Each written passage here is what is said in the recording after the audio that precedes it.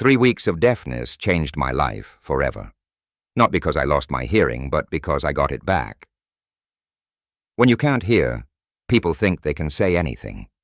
My daughter thought so too. And what I heard when I came home from the hospital made me wish I could still be deaf. But it also gave me the perfect opportunity for revenge. Before we continue, please subscribe to the channel and let us know where you are listening in the comments. The heart monitor's steady beep hit me like a symphony. After 3 weeks of absolute silence, that simple electronic pulse sounded more beautiful than any music Margaret and I had ever danced to. I pressed my palm against my chest, feeling my own heartbeat synchronized with the machine's rhythm. "Mr. Brooks," Dr. Chen's voice came through crystal clear, not muffled, not distant, perfect. "Can you hear me now?" I nodded, afraid that speaking might break this miracle. The hearing test headphones still pressed against my ears, and every tone, every whisper, every breath registered with stunning clarity. My hands trembled as I pulled them off. It's all back," I whispered, then louder, marveling at the sound of my own voice. "Everything." Dr. Chen smiled, making notes on her tablet. The stylus scratched against the screen. Another sound I'd forgotten existed. "The inflammation has completely subsided. Your hearing is now testing at normal levels across all frequencies. 3 weeks ago, that construction site accident had stolen my world of sound. The falling beam hadn't hit me, but the pneumatic drill's malfunction next to my ear had created some kind of temporary damage.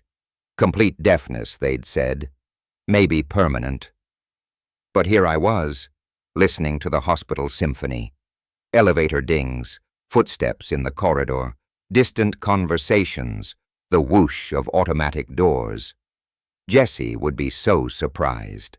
She'd been taking such good care of me, moving into the house to help while I recovered. My heart warmed thinking about her reaction. "I need to call my daughter," I said, reaching for my phone. "Actually, let's complete the discharge process first," Dr. Chen said. "We want to make sure everything's properly documented." I signed papers with shaking hands, barely reading the words. The pen scratched against paper. Another forgotten sound.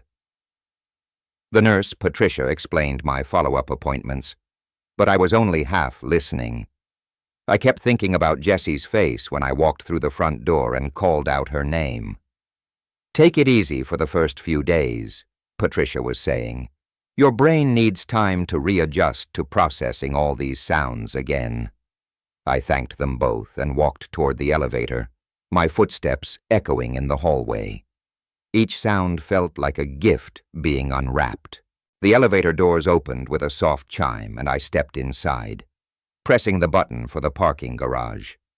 Even that tiny click seemed profound. My Honda Civic waited in the same spot where Jessie had dropped me off 3 weeks ago. I'd been so scared then, facing the possibility of permanent deafness. Now starting the engine, I nearly laughed at the familiar rumble. The radio came on automatically, some classic rock station Margaret used to love. "Everything happens for a reason," I said aloud, repeating something Margaret used to tell me during hard times. My voice sounded strange in the car's enclosed space, but wonderfully clear. The 15-minute drive home passed in a blur of rediscovered sounds. Traffic hummed around me, other engines revving, brakes squeaking, horns honking in the distance. I'd forgotten how noisy the world was, how alive. My neighborhood looked the same as always, neat suburban houses with their carefully maintained lawns and driveways. Mrs. Peterson was gardening next door, her rakes scraping against the concrete. 2 houses down, children played in their backyard, their laughter carrying on the March breeze. A dog barked somewhere, and another answered from across the street. I pulled into my driveway and sat for a moment, looking at the 2-story colonial house Margaret and I had bought 30 years or so. 30 years ago. Jessie's car was parked beside the walkway. She must be inside, probably preparing dinner or watching her afternoon shows. My hand hesitated on the door handle. Should I call out as soon as I entered, or should I surprise her? Maybe find her in the kitchen and just start talking normally. Watch her face transform with joy and amazement. I decided on the surprise. Walking up the front steps, I heard voices from inside. Jessie and Chris talking in what sounded like the kitchen. Perfect. I could surprise them both.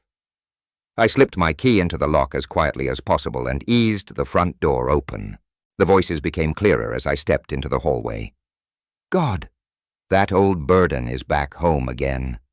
Jessie's voice carried from the kitchen, sharp with irritation. I froze, my hands still on the door knob. The words hit me harder than that falling beam ever could have. Burden. Chris's voice followed equally clear. At least the insurance money helped with his medical bills. Could have been worse. My legs felt suddenly weak. I pressed my back against the hallway wall, hardly breathing. This had to be some kind of mistake. Maybe I'd misheard something. My hearing was just returning after all. But Jessie's next words cut through any hope of misunderstanding. I just want this whole thing over with. 3 weeks of pretending to care about his every need. I'm exhausted. The world tilted around me.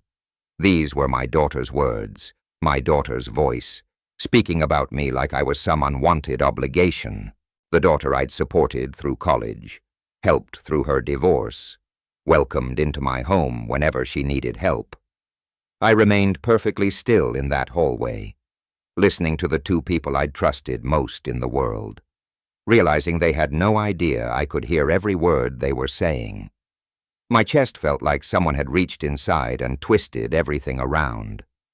The hallway seemed to stretch and contract with each heartbeat as Jessie's words echoed in my mind.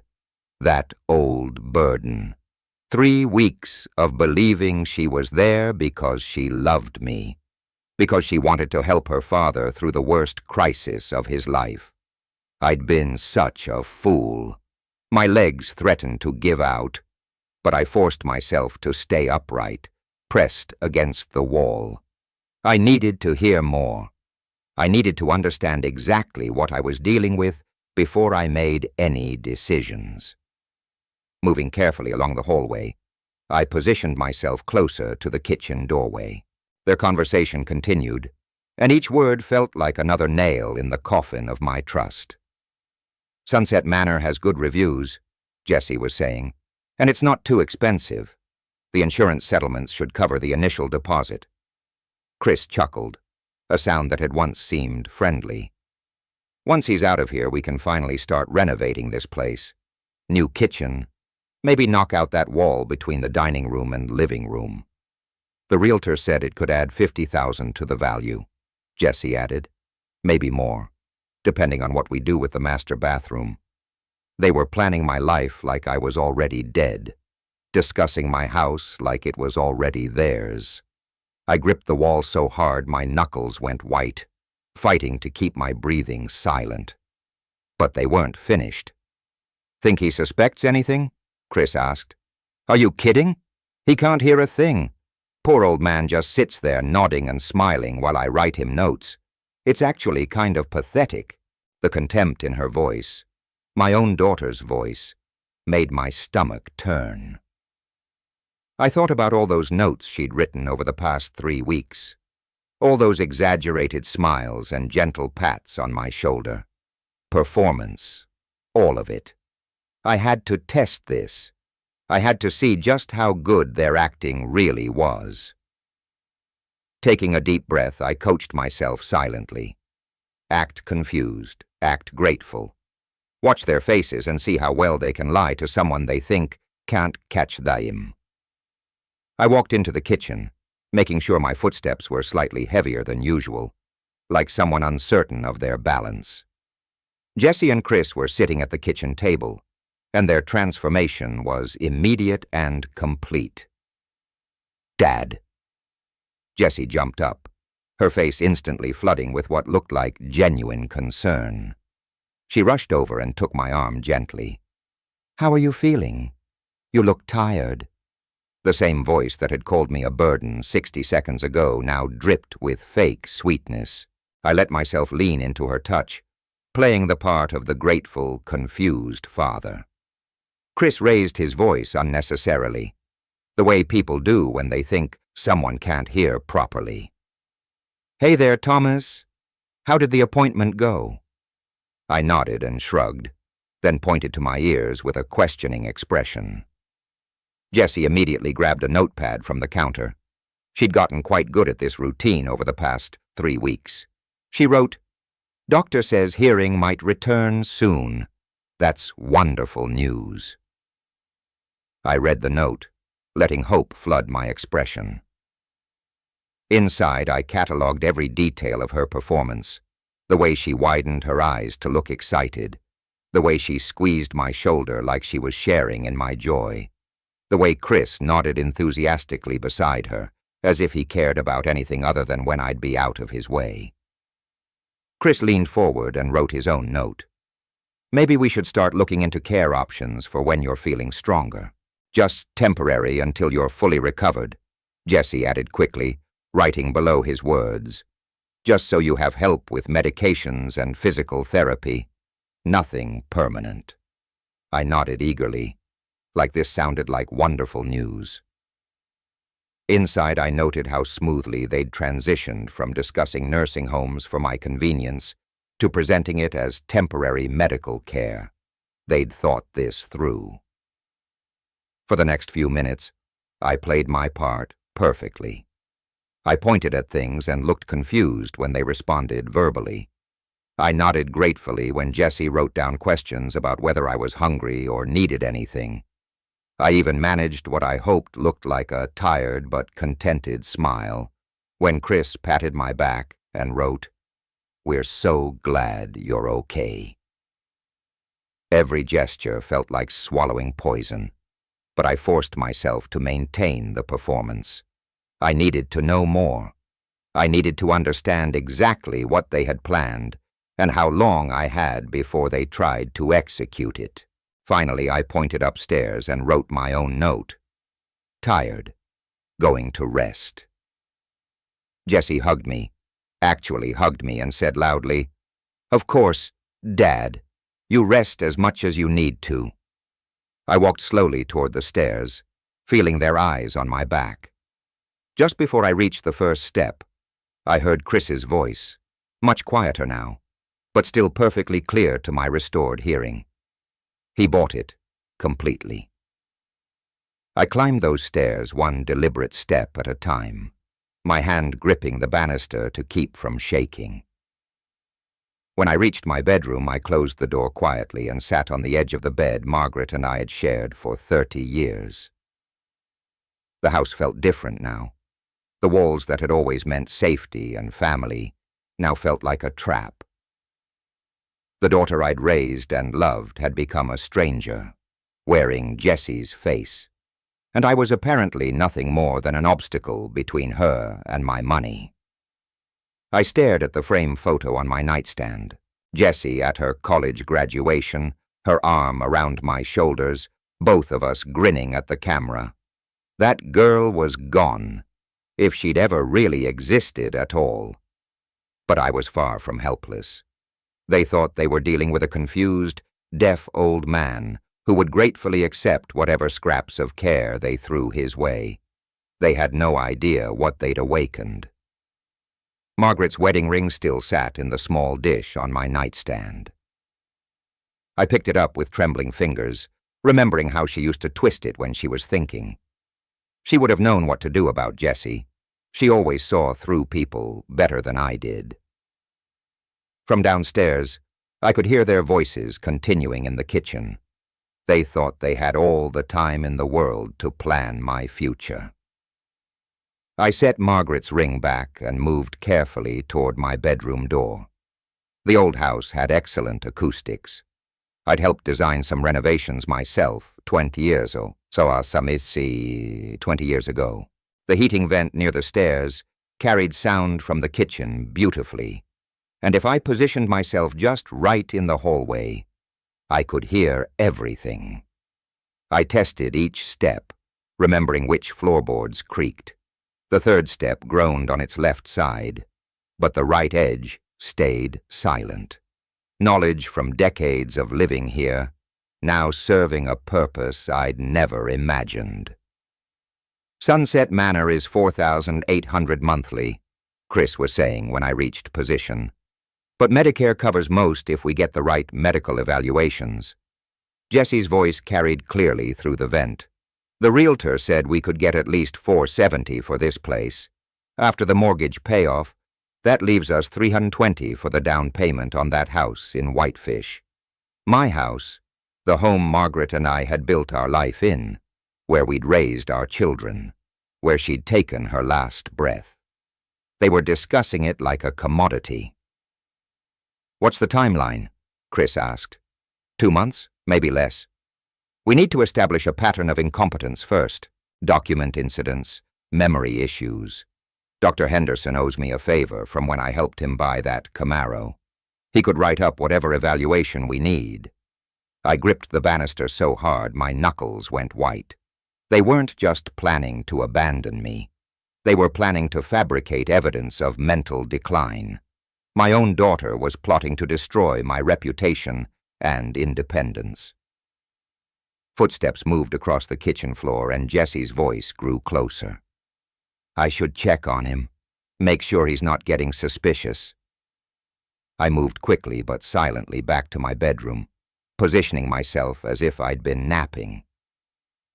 I'd learned to control my breathing during those long nights watching over Margaret. Jesse's footsteps climbed the stairs, avoiding that creaky third step, I noticed. "Dad," she spoke loudly, "I brought you some tea." I opened my eyes slowly, blinking as if disoriented. Jessie stood in my doorway holding a steaming mug, her face arranged in loving concern that made my stomach turn. She set the mug on my nightstand, right next to Margaret's ring dish. The symbolism wasn't lost on me, my wife's memory displaced by my daughter's deception. "You looked tired earlier," Jessie said, speaking slowly. "Are you feeling okay?" I nodded and reached for the notepad. "I wrote your thank you. You're so good to me." The words tasted like poison, but Jessie's smile brightened. She patted my shoulder with what might have looked like affection to anyone who couldn't see the calculation in her eyes. "Rest as much as you need, Dad. Chris and I are taking care of everything." After she left, I lay still, listening to her footsteps retreat. Then I heard her voice again, reporting back to Chris. "He's completely clueless, just like we planned, drinking his tea like a good little patient." Chris chuckled. "Perfect. Maybe we should accelerate the timeline. Why wait 2 months? Henderson could do the evaluation next week. We say Dad's been having episodes, wandering, confused, forgetting to eat, leaving the stove on. Standard dementia stuff." Jessie paused, and I found myself holding my breath. That could work, if we document a few more incidents over the next couple weeks. Exactly. By month's end, we could have him placed and be looking at house listings. I stared at the ceiling, mind racing. They weren't just betraying me. They were planning to erase me, strip away my independence, my dignity, my home, everything that made life worth living. But they'd made one crucial mistake. They thought they were dealing with a helpless, deaf old man who would accept whatever fate they chose. They had no idea that every word they spoke was building my case against them. I reached for my wallet and pulled out a business card I'd kept there for 3 years. Robert Henley, attorney at law. He'd handled Margaret's estate and had been encouraging me to update my own will. Tomorrow I would call Bob. Tonight I would listen to every word they said. They wanted to play games with an old man's life. I was about to show them exactly how dangerous that could be. The business card felt substantial between my fingers as I walked to my study. the room where I'd managed our family finances for 30 years.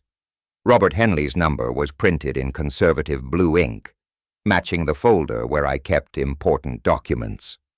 I pulled open the filing cabinet and began searching through years of organized records, bank statements, tax returns, receipts, the paper trail of a life spent providing for others.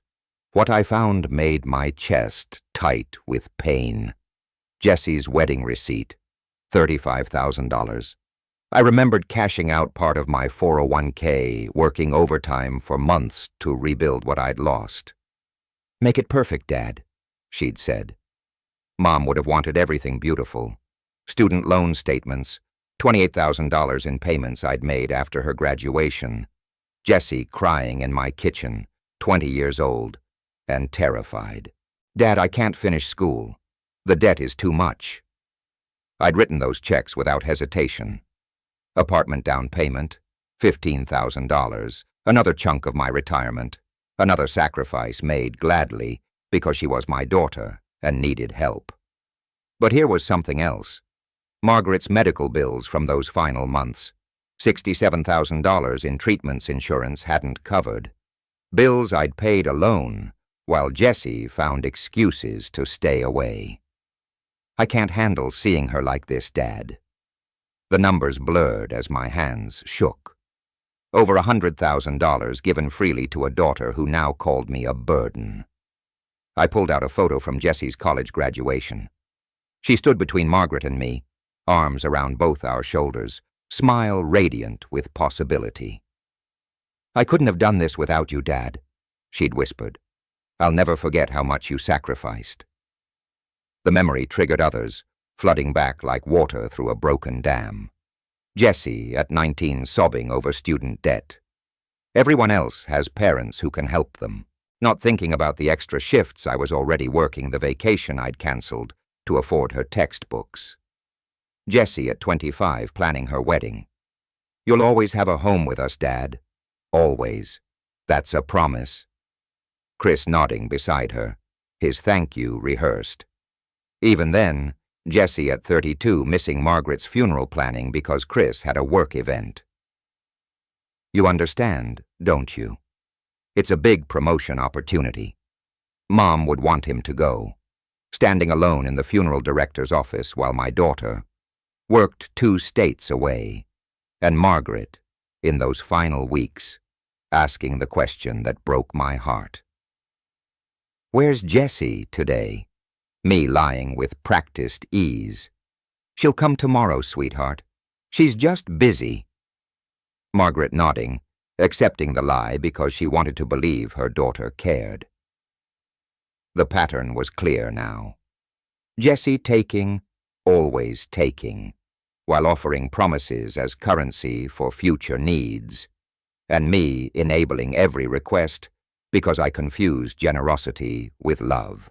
I opened my current bank statement and compared it to nursing home costs. Sunset Manor at $4,800 monthly would consume my savings in less than 4 years. But that wasn't their concern. They wanted the house money up front for their new life in Whitefish. When had Jessie last called just to talk?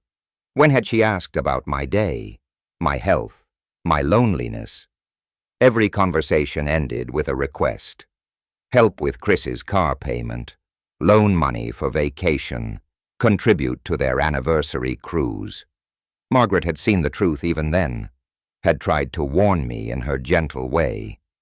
"You're creating a dependency, Thomas," she'd said after I'd paid for Jessie's 3rd car repair in 6 months. "She needs to learn to solve her own problems." "She's our daughter," I'd argued. "We help family." "There's a difference between helping and enabling," Margaret had replied. "And there's a difference between gratitude and entitlement." Now, surrounded by evidence of my misguided generosity, I understood what my wife had been trying to tell me. Jessie hadn't learned to appreciate my help. She'd learned to expect it. When I became the one needing care, she'd seen only a burden blocking her access to what she'd always considered, rightfully, hers. I looked at the photo one more time, then placed it face down in the drawer. The girl in that picture was gone.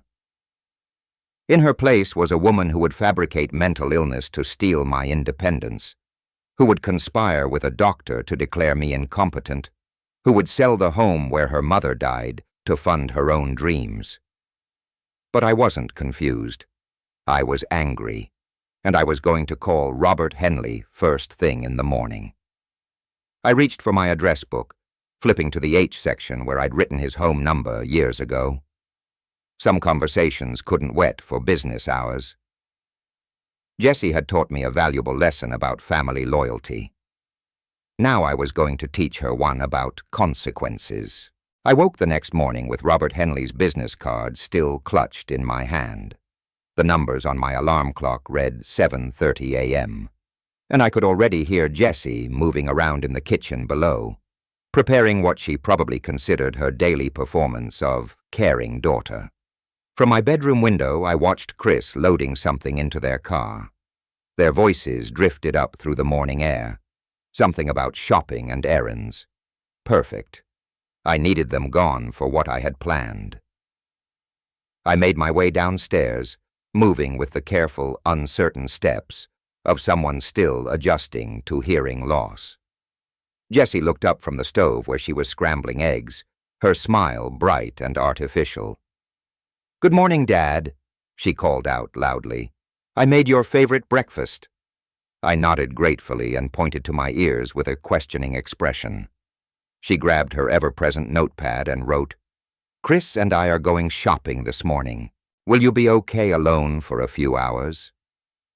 I wrote back, "Yes, thank you for taking such good care of me." The lie tasted bitter, but Jessie's pleased expression told me she bought it completely. She kissed my forehead, a gesture that once would have warmed my heart, and now made my skin crawl. "We'll be back around 3, she said, speaking slowly and clearly. "There's soup in the refrigerator if you get hungry." After they left at 10:45, I waited exactly 15 minutes before reaching for the phone.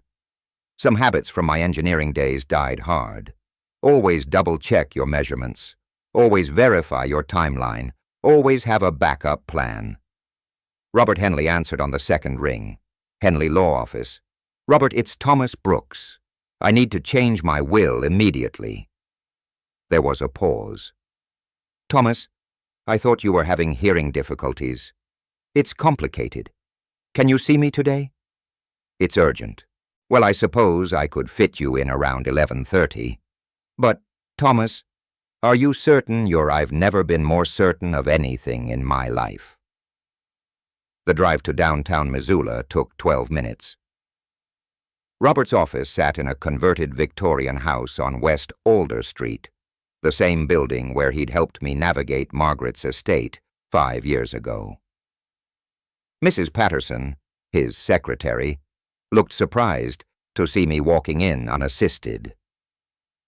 "Mr. Brooks, how wonderful that you're feeling better," she said, speaking at normal volume. "Much better, thank you." Robert emerged from his inner office, a tall man with grained temples who'd been handling my legal affairs for over a decade. His handshake was firm, his expression concerned. "Thomas, I have to ask, are you experiencing any cognitive difficulties? Any confusion or memory issues?"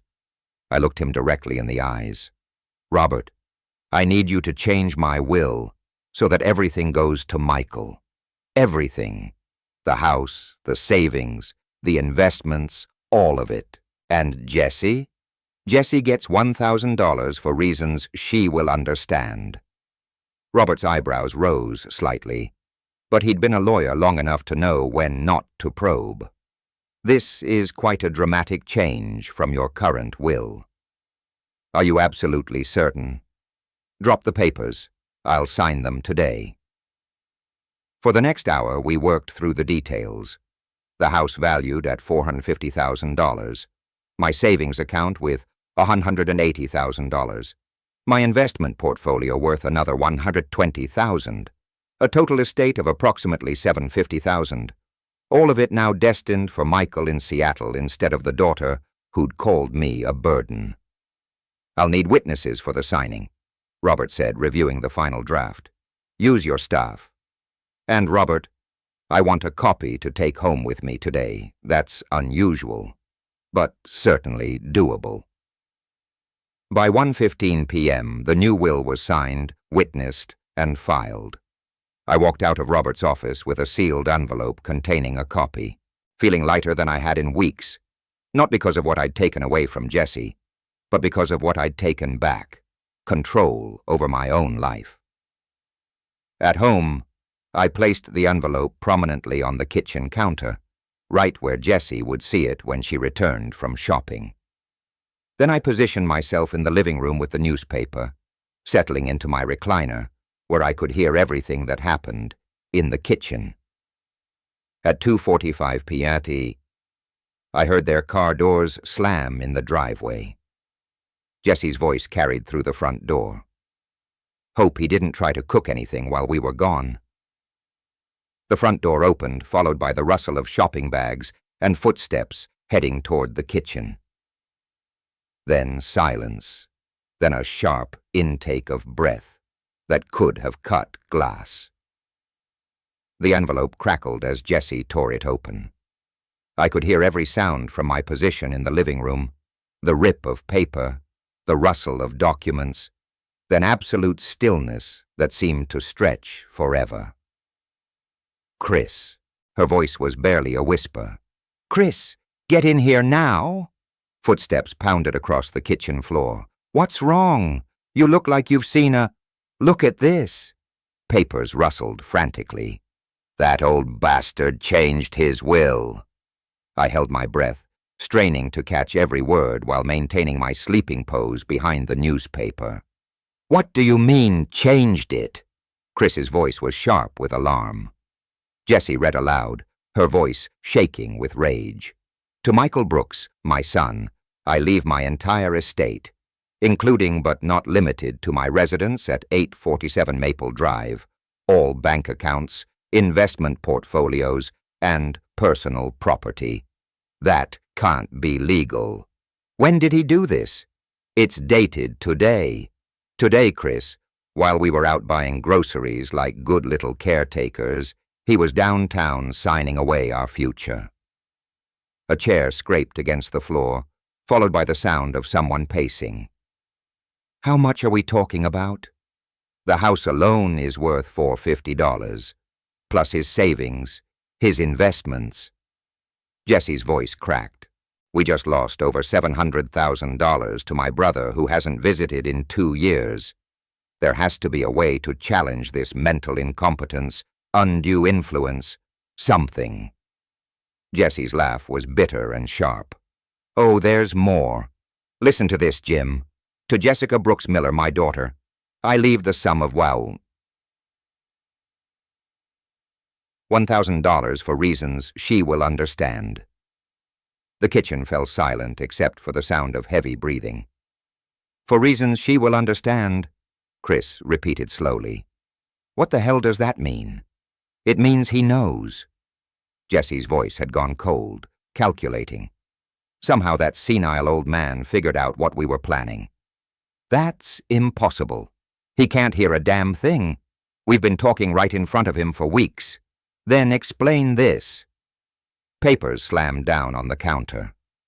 Explain how a confused deaf old managed to get himself to a lawyer's office and rewrite his entire will without us knowing. I forced myself to breathe slowly, evenly, maintaining the rhythm of someone peacefully napping. Every instinct screamed at me to smile, to laugh, to reveal the beautiful trap I'd set. But the game was far from over. Okay, Chris said, his voice taking on a forced calm. Let's think about this logically. Maybe he's not as out of it as we thought. Maybe he's been testing us. Testing us? Jesse's voice rose dangerously. Testing us by pretending to be deaf while we planned his future. That manipulative son of a, keep your voice down. He's right in the next room. I don't care if he hears me. If he's been playing games, then the games are over. Footsteps moved toward the living room. I closed my eyes completely and let the newspaper droop slightly in my hands. The picture of an elderly man dozing in his chair. Dad. Jessie's voice was sickeningly sweet again, but I could hear the strain underneath. Dad, are you awake? I stirred slowly, blinking in confusion as I looked up at her. Her face was flushed, her hands clenched into fists at her sides. Oh, Jessie, did you have a good shopping trip? She stared at me for a long moment, searching my face for any sign of deception. Dad, did you go anywhere today? While we were out? I tilted my head, looking genuinely puzzled. Go somewhere? No, I stayed right here. Why would I go anywhere? You didn't visit anyone? Make any phone calls? Phone calls? I touched my ears with a sad smile. Sweetheart, I can't hear well enough for phone calls right now. You know that. Jessie's jaw tightened, but she forced her expression back into caring concern. Of course I forgot. I'm sorry, Dad. She turned and walked back to the kitchen, and I heard her urgent whisper to Chris. Either he's the best actor in the world, or we're missing something. What do you want to do? Call Dr. Henderson. Tell him we need those papers tomorrow, not next week. If Dad's playing games, we'll show him exactly how this game ends. And if he really is confused, if this will thing is just some kind of coincidence, Jessie's laugh was cold as winter wind, then he won't remember signing it anyway. Will he? Either way, by Friday he'll be declared incompetent and will contest this will as the product of a diseased mind. I sat in my chair, newspaper trembling slightly in my hands, and felt a smile pull at the corners of my mouth. The sound of Jessie stabbing numbers into the kitchen phone carried clearly to my position in the living room. She was calling someone, and from the way she kept clearing her throat and pacing, I could tell she was preparing for a difficult conversation. Michael, thank God you answered. Her voice was high and strained. No, everything is not okay. Dad has completely lost his mind. I shifted slightly in my chair, angling myself to hear every word while maintaining my sleeping pose. This was exactly what I'd been waiting for. He changed his will, Michael. Everything goes to you now. The house, the savings, everything. He's cut me out completely, except for some insulting 1,000 token. I could hear Michael's voice faintly through the phone asking questions. But Jessie's responses told me everything I needed to know about his reaction. When today, while Chris and I were out buying groceries like good little caretakers, he was downtown signing away my future. Jessie's voice cracked with what sounded like genuine tears. I've sacrificed everything to take care of him, Michael. Everything. I moved in here, gave up my own life, and this is how he repays me. She was good. I had to give her that.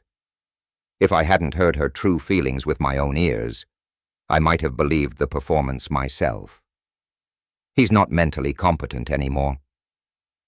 Michael, you have to understand that this will... It's the product of a diseased mind. You need to refuse the inheritance. It should be split fairly between us. Michael's response must have been longer this time because Jessie fell silent, and I could see her face growing redder through the kitchen doorway. Good reasons, she finally exploded. What good reasons could he possibly have? I'm his daughter. I've been taking care of him while you live your comfortable life in Seattle. Another pause, and then her voice turned dangerously cold. How dare you judge me, Michael? You visit once a year if we're lucky. Send a Christmas card, and suddenly you're the expert on what Dad needs. I heard the phone slam down, followed by the sound of Jessie's angry footsteps. Perfect timing. I stirred in my chair and looked around with the confused expression of someone just waking up. Jessie, was someone on the phone? I thought I heard voices. She whirled around, her face still flushed with rage, but immediately tried to rearrange her features into something resembling concern. Oh, Dad. Yes, I was just talking to Michael. I blinked at her, touching my ears with a puzzled expression. Michael, my son. Michael, is everything all right? You look upset. Dad, we need to talk about your will, about the changes you made today. I stared at her blankly. My will? I don't understand. What changes? I could see the frustration building behind her eyes as she realized she'd have to explain everything to someone she believed couldn't hear properly and was becoming increasingly confused.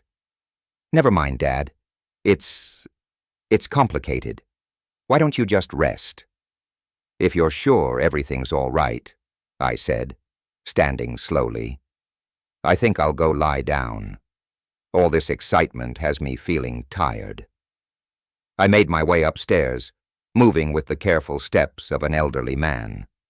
But once I reached my bedroom and closed the door, I moved with purpose. My cell phone was in the nightstand drawer, a phone Jessie didn't even know I had. I dialed Michael's number from memory. Hello. His voice was cautious. Michael, it's Dad. There was a long pause. Dad, Jessie said you were having hearing problems. How are you calling me? Son, I need you to sit down. What I'm about to tell you will shock you, but I need you to keep this conversation between us. Can you promise me that? Of course, Dad. What's going on? I took a deep breath. Michael, I can hear every word you're saying perfectly. My hearing came back 3 days ago, completely restored. But I haven't told Jessie because I paused, knowing this next part would be hard for him to hear, because I discovered what she really thinks of me. What do you mean? She called me that old burden, Michael. I heard her and Chris planning to put me in a nursing home so they could sell this house and buy property in Whitefish with my money. Michael's sharp intake of breath was audible even through the phone. Dad, are you absolutely certain about this? Son, I heard every word. They've been planning this for weeks, maybe months. They even have a doctor friend who's going to forge medical evaluations to have me declared incompetent. The silence stretched so long I thought we'd been disconnected. Michael, are you there? I'm here, Dad. I'm just processing this. That phone call Jessie just made, she was trying to get me to refuse the inheritance, wasn't she? That's exactly what she was doing. She wants you to think I'm losing my mind, so you'll voluntarily give up what I chose to leave you. Dad, I'm so sorry. I should have known something was wrong. I should have visited more often. You have your own family, son. I understood that. But now I need your help. From downstairs I could hear Jessie's voice again, talking urgently with Chris. They were planning something, and from the tone, it wasn't good. Michael, they're moving faster than I expected. I think they're going to try something tomorrow. Michael, I can hear every word you're saying perfectly, I said into the phone, my voice steady, despite the magnitude of what I was about to reveal. 3 days ago my hearing came back completely. But I've been pretending to be deaf because of what I discovered about your sister. Dad, if you can hear, why didn't you tell Jessie? Why keep pretending? Because the first thing I heard when I came home from the hospital was Jessie calling me that old burden while discussing plans to put me in Sunset Manor. She calculated exactly how much my house would be worth after they sold it, $470,000 after the mortgage payoff. They want to use my money to buy a place in Whitefish. Michael's voice was tight with disbelief. She actually said that called you a burden? Those were her exact words. But that's not the worst part, son.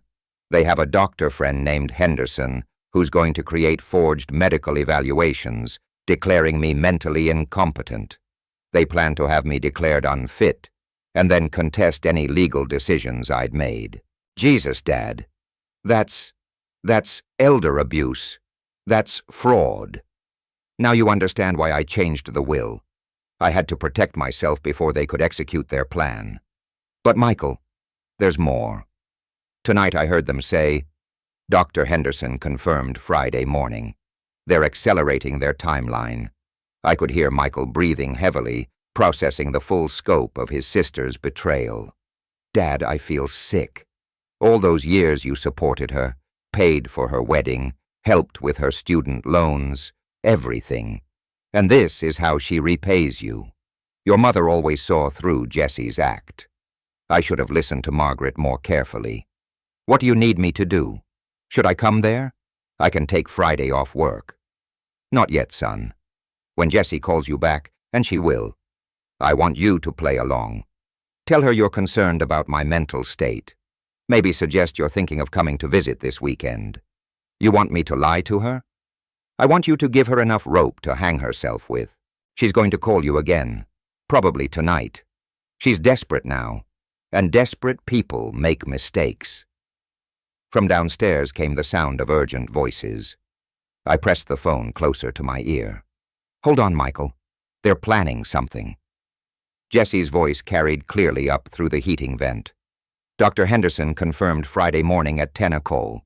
He'll do the evaluation here at the house. Chris responded, What if the old man refuses to cooperate? He won't have a choice. Henderson will say he's displaying signs of dementia, confusion, memory loss, inability to make rational decisions. With the will change as evidence of mental instability, we'll have grounds for a competency hearing. And Michael's having doubts about Dad's mental state.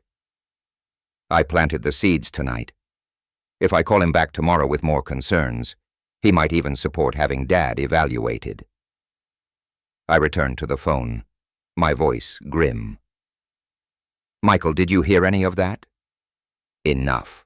Dad, they're planning to have you declared incompetent on Friday morning. We can't let that happen. No, we can't. But I have an idea. When Jessie calls you tomorrow, I want you to sound worried about me. Tell her you think an evaluation might be a good idea. Dad, I don't like lying to family. Son, she stopped being family the moment she decided to steal my independence and sell my home. She's counting on your decency to help her commit fraud. Michael was quiet for a moment. You're right. What else do you need me to do? Keep playing the concerned brother until I give you the signal. And Michael, document everything she tells you. Every lie. Every manipulation. We might need it later. What are you planning, Dad? I looked around my bedroom. Margaret's jewelry box on the dresser. Our wedding photo on the nightstand. The life we'd built together in this house that Jessie wanted to sell. I'm planning to remind your sister exactly who she's been underestimating. She thinks she's dealing with a confused, helpless old man. Tomorrow she's going to discover just how wrong she's been. Be careful, Dad. If she's desperate enough to commit fraud, there's no telling what else she might do. Don't worry about me, son. I survived 30 years as a construction engineer and 5 years of grief. I can handle one greedy daughter and her worthless husband. After we hung up, I sat in the darkness of my bedroom, listening to Jessie and Chris planning their final assault on my freedom.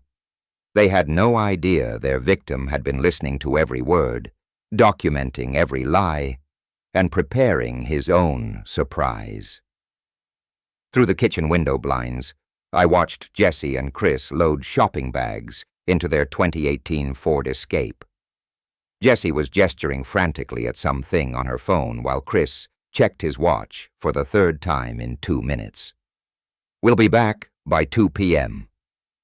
I heard Chris call toward the house, though they thought I couldn't hear him. Don't forget, Doctor. Henderson comes tomorrow at 10 sharp. Jessie's voice carried across the driveway in that artificially sweet tone she'd perfected over the past few days. Dad, we're going shopping. back soon. I remained motionless behind the blinds until their car disappeared around the corner. Then I allowed myself a smile. 3 hours, more than enough time to prepare their farewell gift. I walked slowly through the house, taking inventory. Jessie had made herself quite comfortable in the guest bedroom she'd claimed as her own. Her dresser drawers overflowed with expensive clothes, silk blouses, designer jeans, jewelry that glittered even in the dim light. All purchased. I noticed from the receipts scattered on her nightstand with credit cards that showed my address as the billing location. Chris had claimed the guest closet for his belongings. 3 business suits, golf clubs, an expensive laptop, electronic gadgets I couldn't even identify.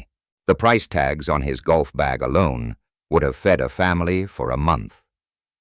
From the basement storage room, I retrieved 2 large suitcases Margaret and I had used for our anniversary trips to Yellowstone. The leather was still supple, the brass fittings still bright. These bags had carried happy memories once. Now they would carry something else entirely. I began with Jessie's things, folding each item with the same meticulous care I'd once used for architectural blueprints. Her wedding dress preserved in plastic since her marriage to Chris. The photo albums from college funded with my retirement money.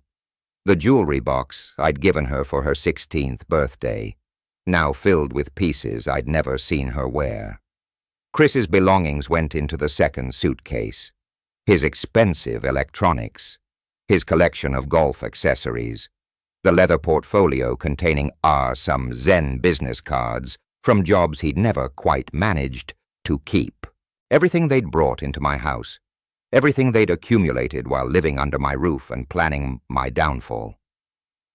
As I packed, I found myself remembering Margaret's words from Jessie's last visit before she got married.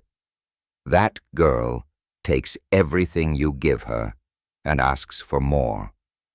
When will it be enough, Thomas? Never, I said aloud to the empty room. It will never be enough. I carried both suitcases to the living room and positioned them prominently in front of the couch, where they couldn't possibly be missed. The sight was striking. 2 pieces of expensive luggage sitting like silent accusations in the center of the room. My phone buzzed with a text from Michael. "How are you holding up, Dad? Still planning for this afternoon?"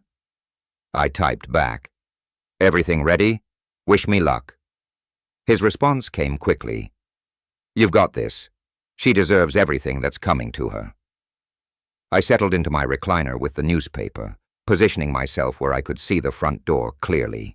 The living room looked perfect.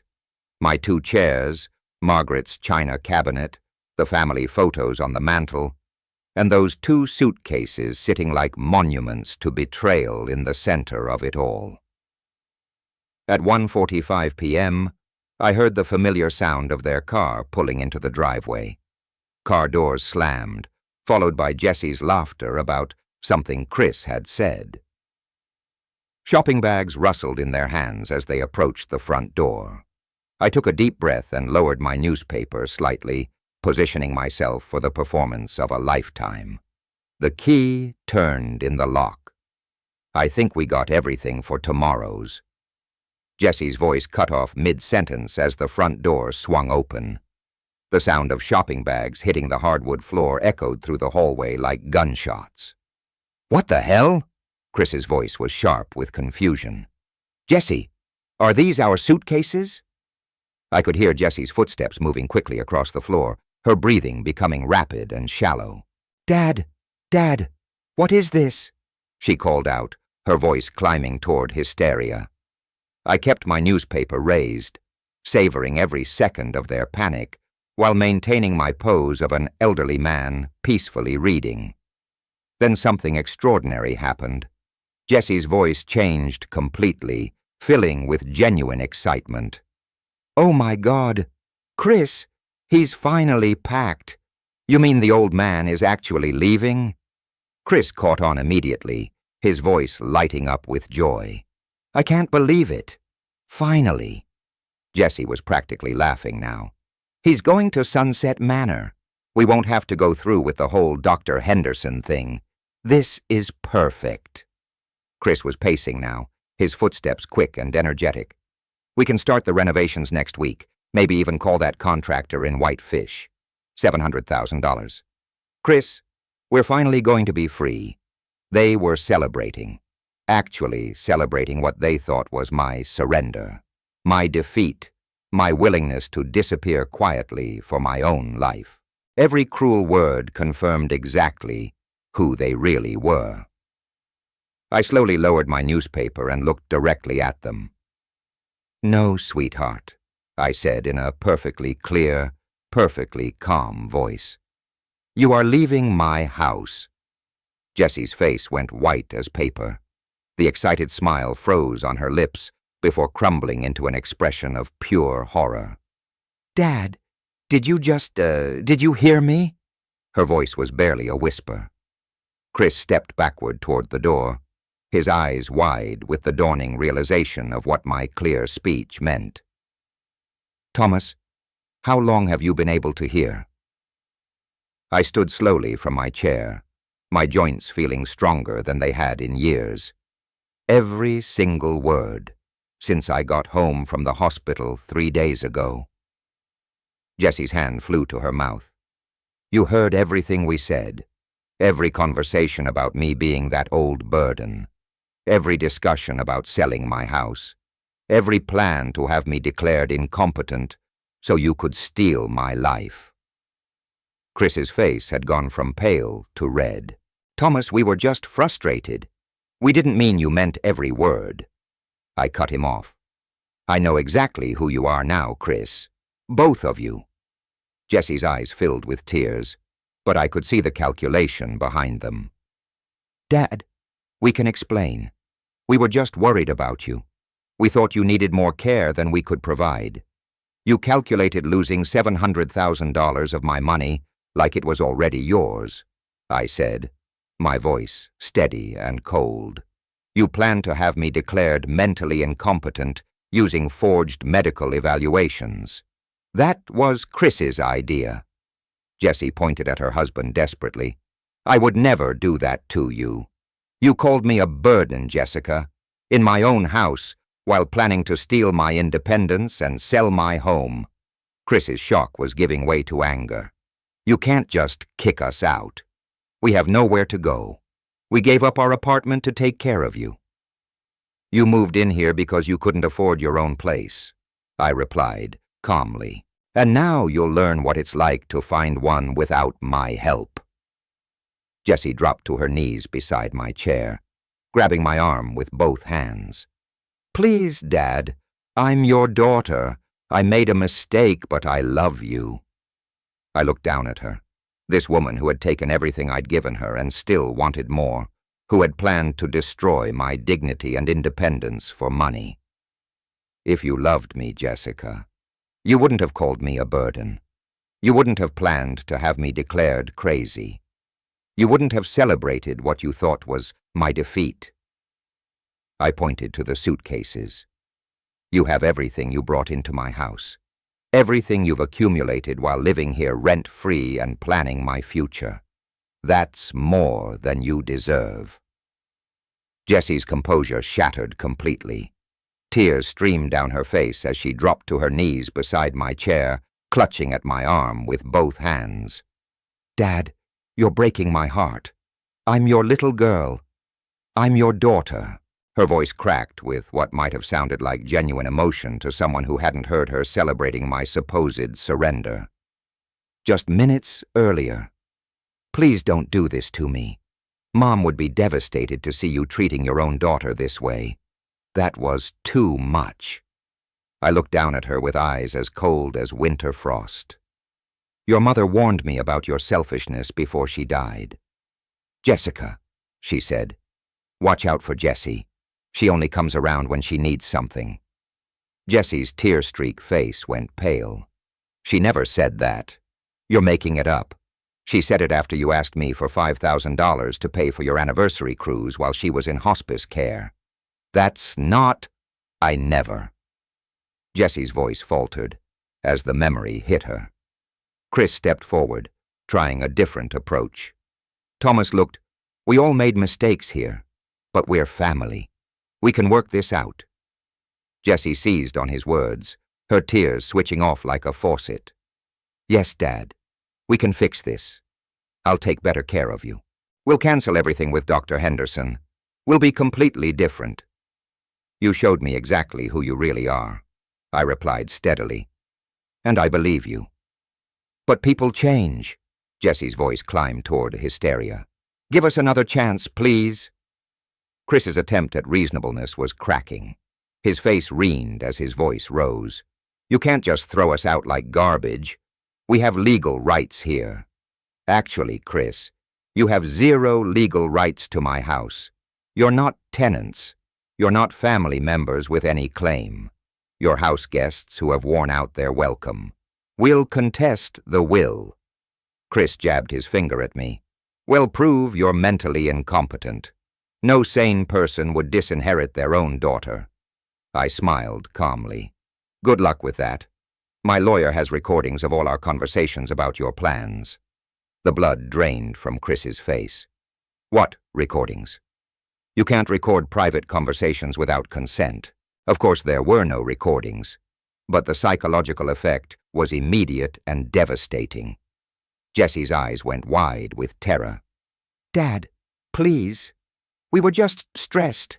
We didn't mean any of it. We were scared and said stupid things. You meant every word. You calculated my net worth down to the last dollar. You planned my future like I was already dead." Chris's desperation was making him aggressive. "Where the hell are we supposed to go? We don't have any money. We gave up our apartment to take care of you. You moved in because you couldn't afford rent," I corrected. "And that's not my problem anymore." Jessie tried one final emotional manipulation, her voice taking on the wheedling tone she'd used as a child when she wanted something. "Dad, I gave up my whole life to take care of you. I sacrificed everything. I loved Mom just as much as you did. You missed your mother's funeral planning because Chris had a work party in Denver.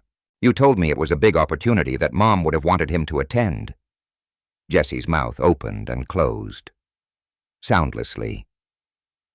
"You visited her twice during her final month in hospice." "Twice. I was there every day, watching her ask where her daughter was. I couldn't handle seeing her like that." Jessie whispered, "But you could handle planning to put me in a nursing home so you could sell the house where she died." Something in Jessie's face hardened. The mask of the loving, caring daughter finally fell away completely. "Fine," she said, standing up and brushing off her knees. "We'll leave. But you'll regret this, Dad. You'll be all alone, and when you need help, we won't be there." "I'd been alone for 3 years," I replied calmly. "At least now I won't have to pretend I'm not." Chris grabbed one of the suitcases with more force than necessary. "This is insane. You're throwing away your own family." "No," I said, watching them both struggle with their belongings. "You threw away your family when you decided I was nothing more than an obstacle to your inheritance." Jessie picked up the second suitcase, her face twisted with resentment. "You'll see, Dad. You'll see what it's like to be really alone. I'm looking forward to it." They moved toward the front door, their expensive belongings weighing them down like anchors. At the threshold, Jessie turned back one last time. "If you change your mind, I won't." I cut her off. "And don't call me asking for money." The door slammed behind them with a finality that echoed through the house like a bell. I stood at the living room window, watching Jessie and Chris struggle to fit their suitcases into their Ford Escape. Chris had to rearrange bags 3 times, cursing under his breath each time something wouldn't fit. Jessie sat in the passenger seat, staring straight ahead, her face a mask of cold fury. Finally, the car doors slammed shut. The engine turned over and they pulled out of my driveway for the last time. I watched until their taillights disappeared around the corner, then continued watching the empty street for several more minutes. The silence that followed was unlike anything I'd experienced in years. Not the oppressive quiet of deafness, not the tense atmosphere of hidden hostility, but genuine peace. The house seemed to exhale around me, releasing 3 years of accumulated stress. I walked through each room slowly, noting the absence of their belongings. Jesse's expensive moisturizers were gone from the bathroom counter. Chris's golf magazines no longer cluttered the coffee table.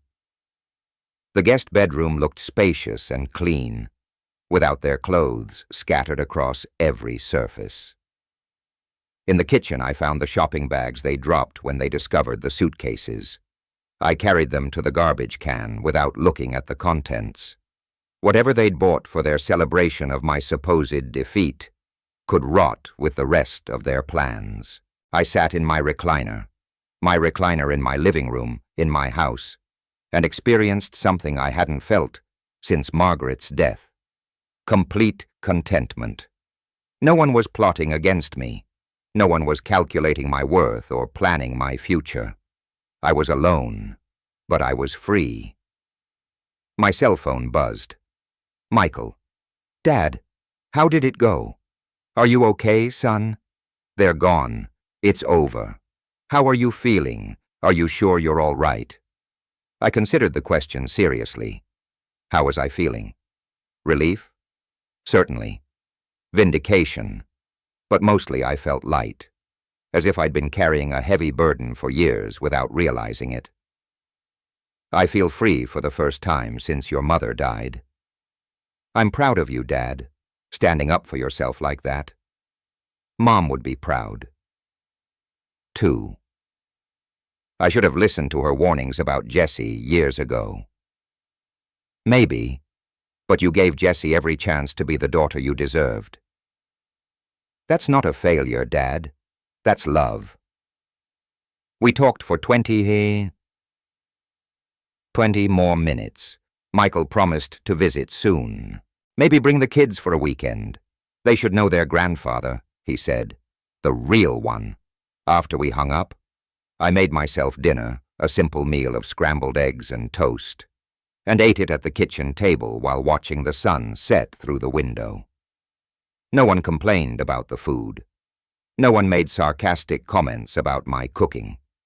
No one calculated how much my meal cost, or speculated about when I'd be too old to cook for myself. I thought about Margaret's voice, how she used to say, "You deserve better than that treatment, Thomas." She'd been talking about Jesse even then, though I'd been too blind to see it. After dinner, I walked through the house one more time. This time, really seeing it. The family photos on the mantel told a story now. Pictures of Michael and his children, of Margaret and me on our anniversaries, of holidays when Jessie was still young enough to genuinely love her family rather than just their money. I removed the photos that included Jessie and stored them in a drawer, not out of cruelty, but because I wanted to remember the good times without the bitter knowledge of how they'd ended. The mantel looked cleaner somehow, more honest. In my study, I pulled out a legal pad and began making a list. Call the bank about removing Jessie as emergency contact, update my medical directives, schedule lunch with old friends I'd neglected during Jessie's residency, plan a trip to Seattle to visit Michael and the grandchildren. For the first time in years, I was planning a future instead of just enduring the present. As I prepared for bed, I thought about something Margaret used to tell me during our early years together. Some people see kindness as weakness, Thomas, but they're wrong. Kindness is strength, and when you finally stop giving it to people who don't deserve it, that's wisdom. I'd finally learned the difference. In the quiet of my bedroom, I could hear my own breathing, steady and calm. No voices plotting in the kitchen below, no footsteps pacing with barely contained greed. Just the sound of a man at peace in his own home. Tomorrow I would wake up in a house where I was wanted, where I belonged, where every decision was mine to make. I smiled in the darkness and slept better than I had in years. And me, enabling every request because I confused generosity with love. I opened my current bank statement and compared it to the nursing home costs they'd discussed. Sunset Manor at $4,800 monthly would consume my savings in less than 4 years. But that wasn't their concern. They wanted the house money up front for their new life in Whitefish. My phone sat on the desk, silent and accusatory. When had Jessie last called just to talk? When had she asked about my day, my health, my loneliness? Every conversation for the past 5 years had ended with a request. Could I help with Chris's car payment? Could I loan them money for a vacation? Could I contribute to their anniversary cruise? I thought I was being a good father. I thought I was honoring Margaret's memory by taking care of our daughter. But Margaret had seen the truth even then, had tried to warn me in her gentle way. "You're creating a dependency, Thomas," she'd said after I'd paid for Jessie's 3rd car repair in 6 months. "She needs to learn to solve her own problems." "She's our daughter," I'd argued. "We help family." "There's a difference between helping and enabling," Margaret had replied. "And there's a difference between gratitude and entitlement." Now surrounded by the evidence of my misguided generosity, I understood what my wife had been trying to tell me. Jessie hadn't learned to appreciate my help. She'd learned to expect it, and when the helping became harder for me to provide, when I became the one needing care, she'd seen only a burden blocking her access to what she'd always considered rightfully hers. I looked at the photo one more time, then placed it face down in the drawer. The girl in that picture, if she'd ever really existed, was gone. In her place was a woman who would fabricate mental illness to steal my independence, who would conspire with a borrowed doctor to declare me incompetent, who would sell the home where her mother died to fund her own dreams. They thought they were so clever, planning my future while I sat upstairs, deaf and docile. They thought they were dealing with a confused old man who would gratefully accept whatever scraps of care they offered. But I wasn't confused. I was angry, and I was going to call Bob Henley first thing in the morning. I reached for my address book, flipping to the H section where I'd written Bob's home number years ago. Some conversations couldn't wait for business hours. Jessie had taught me a valuable lesson about family loyalty. Now I was going to teach her one about consequences. If you like this story, please like this video. Subscribe to the channel and share your impressions of this story in the comments. To listen to the next story, click on the box on the left. Thank you for watching.